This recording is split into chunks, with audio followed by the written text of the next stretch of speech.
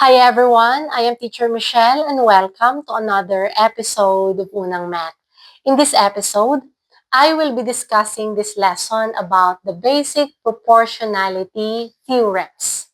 These proportionality theorems refers to the ratio of the line segments formed by a parallel line in a triangle. I will be discussing 6 theorems that would help us in finding the side length or the angle measure of a triangle. Okay, without further ado, let's start with the first theorem. In this figure, segment BC is parallel to segment DE. If this is the condition, then we have this proportion. Okay, now let's explain how did we get this proportion. From this figure, let's get this triangle ABC. Okay, and then we will extend this side and also extend this side. Then draw a straight line that would be parallel to this segment BC. So these two lines are parallel lines. After drawing this straight line, we now have two triangles. We have this triangle, smaller triangle, and this bigger triangle. These two triangles are similar figures. To prove that they're really similar figures, since these are parallel lines, then this angle is equal to this angle because these are corresponding angles. Okay, another pair of corresponding angles would be this angle and this angle. This angle here is a common angle for these two triangles. So we now prove that these two triangles are similar figures. It's a similarity. So we can now say that the ratio of the length of the corresponding sides are constant or equal. So from that, it means that this side of this triangle corresponds to this side. This side corresponds to this side, and this side corresponds to this side. So this is our first theorem. Okay, moving on to our second theorem. In this figure, the condition is BC or segment BC is parallel to segment DE. So these two lines are parallel lines. So if this is the condition, then we have this proportion. Okay, let's elaborate further this proportion. Okay, let's get this triangle ABC. In the first theorem, we draw the straight line outside the triangle. But this time, we will draw the straight line inside the triangle. This straight line is parallel to the segment BC. Okay, let's name this point D and this point E. We have here two triangles, this smaller triangle and this bigger triangle. And these are similar figures. Okay, this angle and this angle are corresponding angles because these two lines are parallel lines. Okay, also, this angle corresponds to this angle and these are equal in measure. And this angle is the common angle for these two triangles. So the ratio of the length of the corresponding sides are equal because these are similar figures. So from that, we can now say that this segment here corresponds to this segment. This segment corresponds to this segment, and this corresponds to this segment. So this is our proportion here. And this is the second theorem. Okay, how about the third theorem? Okay, in here, segment BC is parallel to segment DE. So if these two lines are parallel lines, then we have this proportion. Okay, now, how did we get this proportion? Okay, again, let's get this triangle ABC. And this time, we will extend this side this way and extend this side. Draw a straight line that's parallel to this segment BC. So segment BC and this straight line are parallel lines. Let's name this point D and this is point E. So we have here two triangles and these are similar figures. Okay, this triangle ABC and these two triangles again are similar figures. This triangle here on top is rotated version of this triangle. So let's prove that they are similar figures. This angle is equal to this angle because these are alternate interior angles. This angle here, okay, corresponds to this angle. These are also alternate interior angles. This angle corresponds to this angle or equal in measures because these are vertical angles. So two triangles are similar figures. So from that, we can now say that this segment corresponds to this segment. AC corresponds to this segment. BC corresponds to this segment. So this is our proportion. And this is our third theorem. Okay, what about, or moving on to our fourth theorem. Okay, in here, as you can see in this figure, segment BC corresponds to segment DE. If this is the condition, then we will get this proportion. AB corresponds to this segment, BD. AC corresponds to this segment, CE. Okay, how did it happen?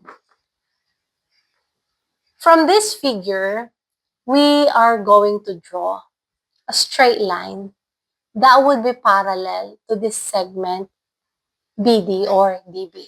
So, if they're parallel, then it means they're equal in length. It's already given that BC and this segment DE are parallel lines. So, parallel, parallel. As you can see, we have here two pairs of opposite sides that are parallel. Then we have this figure as parallelogram. Now, after drawing this straight line here, then we have now three triangles. This biggest triangle, we also have this triangle and this smallest triangle. These are similar figures, or these triangles are similar figures. Okay, again, these are parallel lines, so it means this angle and this angle are equal in measures. And since this line and this line are parallel lines, then it means this angle is equal to this angle. What about here? This angle is equal to this angle. So, two corresponding angles are equal in measures. So, these are similar figures.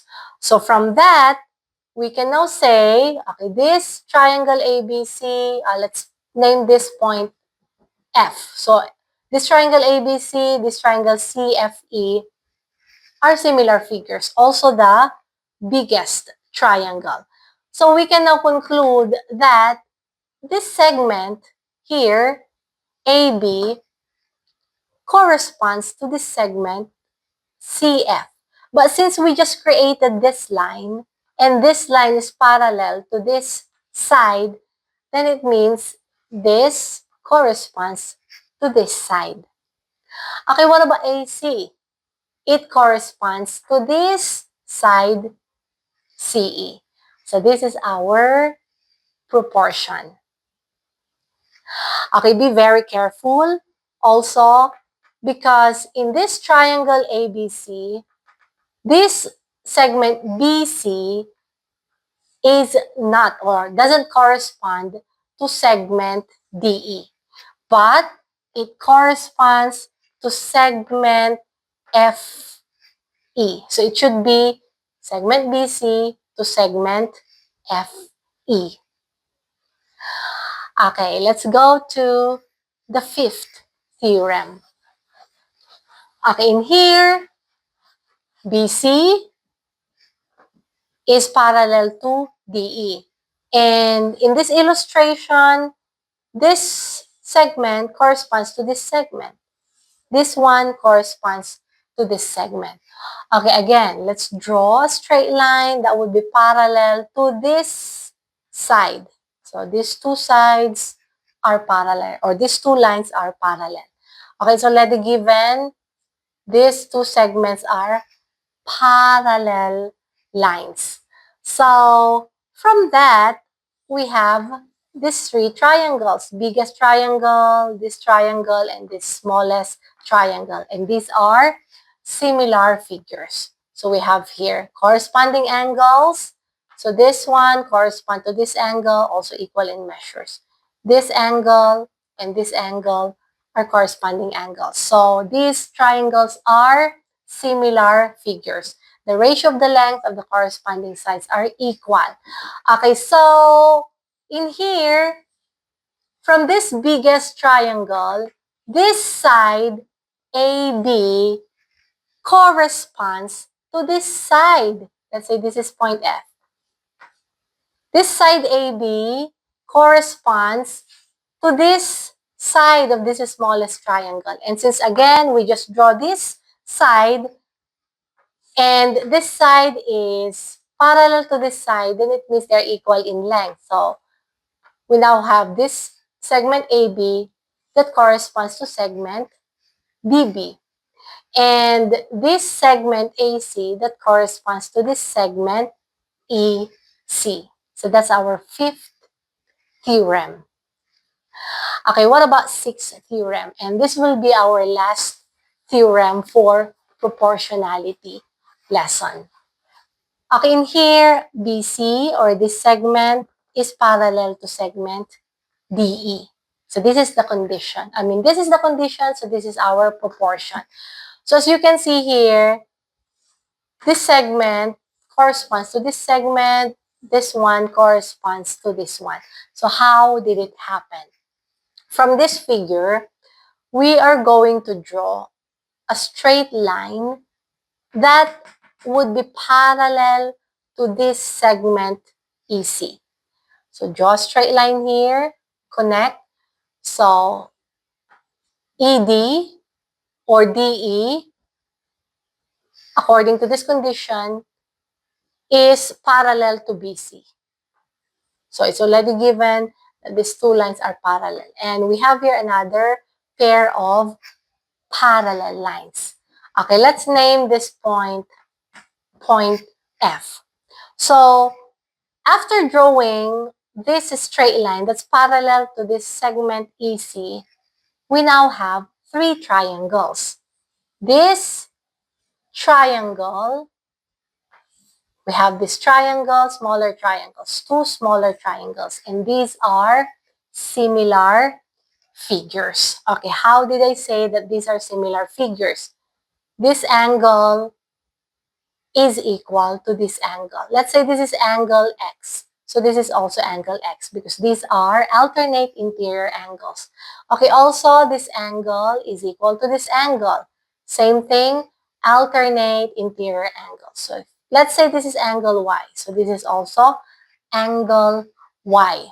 Okay, and then, okay, we have here, since this is, or these are parallel lines, EC and DF are parallel lines, then it means this angle X is also equal to this angle because these are corresponding angles. So it means this is also angle X. So this angle is angle Y.